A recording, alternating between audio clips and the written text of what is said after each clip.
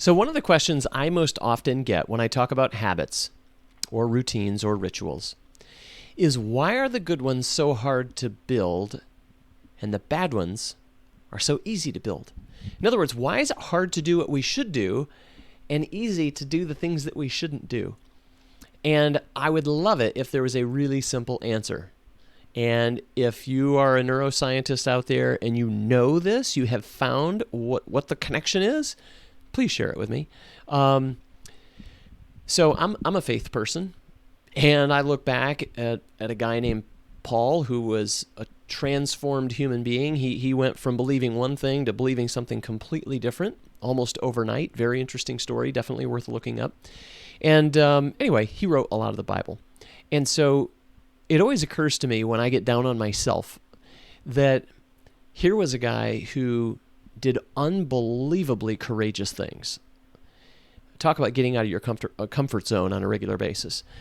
He traveled all the way around the Mediterranean rim, was persecuted largely wherever he went, spent a lot of time in jail, and he was like a saint. I mean, he was just on fire. He just did amazing things and loved on people like crazy, and preached and wrote and inspired people.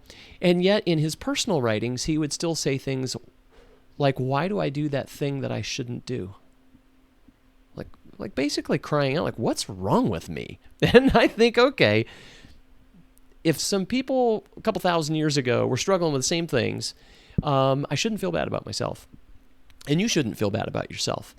So while I can't say exactly why we don't do the things that we should do, I can just tell you there's truth in it. So we don't do the things that we should do consistently. And as we've studied behavior years ago with I Run, You Run, and even it's continuing today, it's like a giant lab experiment looking at human behavior. You know, we looked at the behaviors of almost 30,000 people. And what we found is when you go to track a behavior that you should do, you are going to find that you're doing it about half as often as that you think you are. It will be unbelievable. In fact, you'll be like, I can't believe this is really real. Like, I thought I'd been doing it more consistently, but now that I'm tracking, I'm realizing, oh my gosh, I'm only doing it about half as often as I thought I was. And then you flip it. Now take a behavior that you shouldn't do anymore and say, you know what? I'm no longer going to, whatever it is, finish people's sentences, talk over people in meetings, drink Diet Coke, pick almost anything. You're going to find you're doing it at least twice as much as you think you are. So I know I haven't answered the question, why? I'm just going to actually suspend the judgment and say, look, we just have to deal with it. It just is.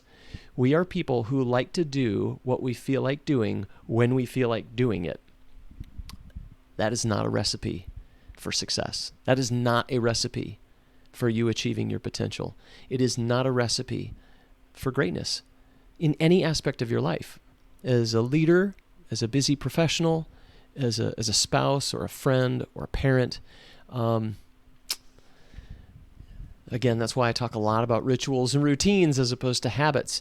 If you are going to leave it on autopilot, unfortunately, when the day finally comes, or you get enough self-awareness, or you do the embarrassing thing, or someone who really loves you leans into your life and tells you the truth, you're going to find out you're kind of, take all the good stuff, cut it in half. Take all the bad stuff, double it or more. And so you're not the person that you thought you were.